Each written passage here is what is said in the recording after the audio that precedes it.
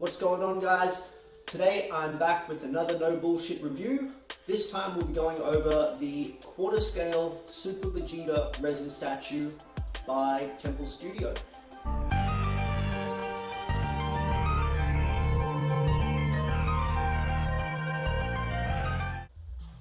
Now, as far as I know, Temple Studio are a fairly new company to the game. Before this Vegeta, I believe they put out the Spirit Bomb Goku statue. And they've also got a Super Saiyan Blue Vegeta in 6th scale and a Rose Goku currently in production. Now, when I first saw the prototype for this statue, I was pretty excited. It looked really good. I haven't seen any other Super Vegeta statues in this pose in quarter scale before, and it's something I've always wanted, being a huge Vegeta fan. So I was pretty hyped to order this statue, and yeah, I was pretty happy when it arrived. Now, compared to other statues, this was a fairly affordable piece. I think in total it cost me maybe just over $700 Australian dollars, including shipping, which isn't too bad for a quarter scale statue. If you compare that to the Mastered Ultra Instinct from my previous video, I paid almost double for that. So yeah, I was pretty happy with the price. And overall, I'm fairly happy with the statue itself. I'll go into a bit more details now on my thoughts overall on the statue and some of the pros and cons of this piece in particular. Alright, so we'll start with some of the pros. Now, at first, I was quite impressed with the base. It's very lightweight, very simple and clean design. There are really good quality LEDs, which I will display for you shortly. The base is even, it's symmetrical, it looks good on the display. One of the things I really liked about it was the fact that it came with an interchangeable nameplate at the front. So you can either display the Dragon Ball Z logo, or they give you the option to swap that out. It's just an easy magnet.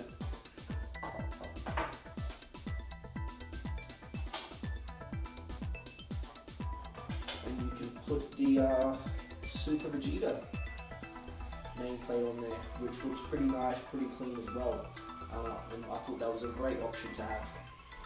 And so overall, I was quite pleased with the base. I think the paint application, the aura effects, and everything is really nice. It's really simple, really clean, and very lightweight. It's not a very heavy base.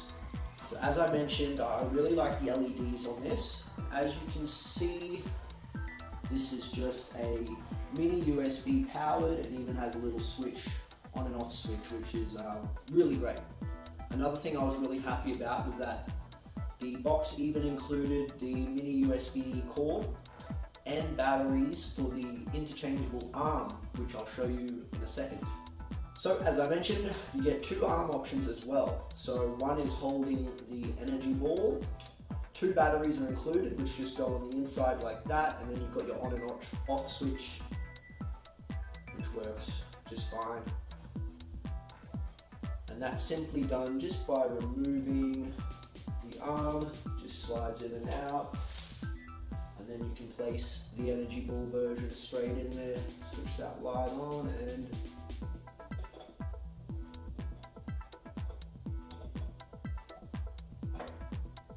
here it goes. So those are your two display options, either doing the thumbs up, the signature Super Vegeta pose, or you've got the energy ball version. Personally, I prefer the thumbs up. I'm not too keen on having to mess around with flicking the LED lights on and off with the energy balls and that kind of stuff. So the packaging for this piece was done really well. There was no breaks at all when it arrived.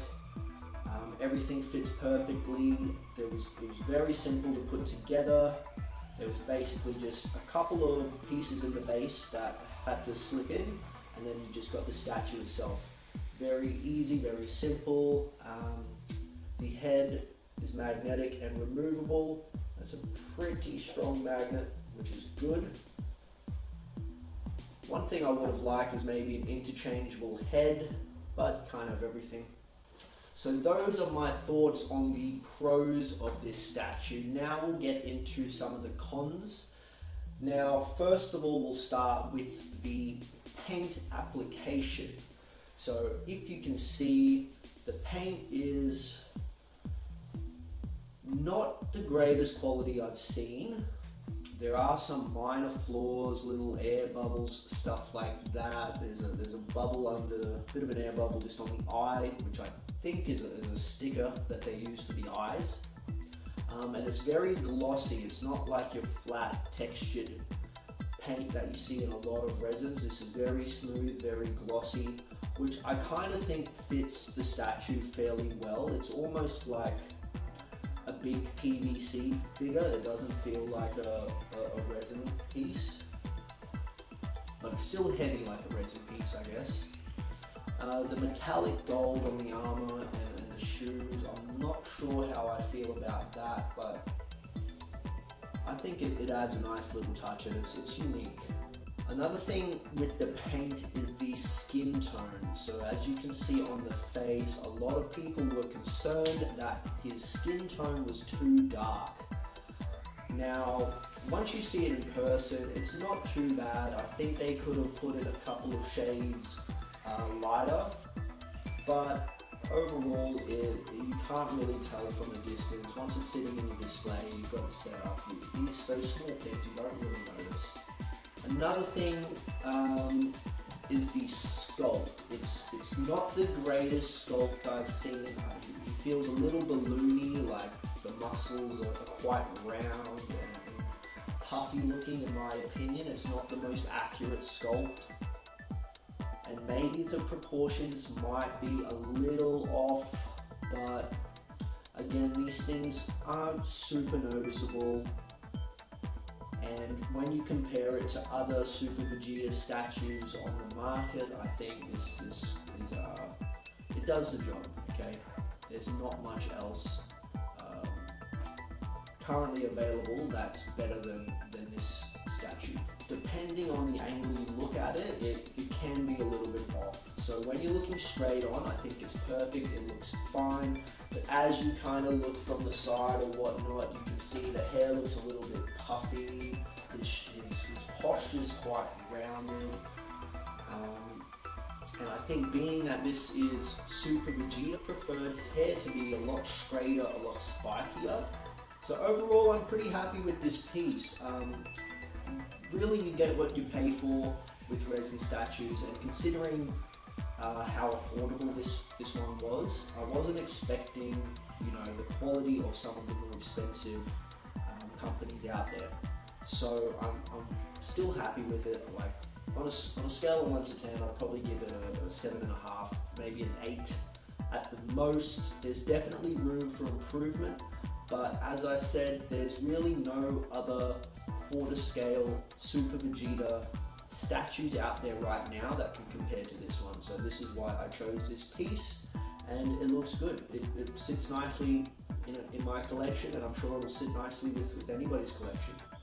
It does come with a certificate of authenticity, which is this little metal plaque. Mine's number 71 out of 350s. Cool little thing. Got a felt back. I'm not sure how you're meant to display it. Mine just kind of sits next to it. But yeah, shows it's legit.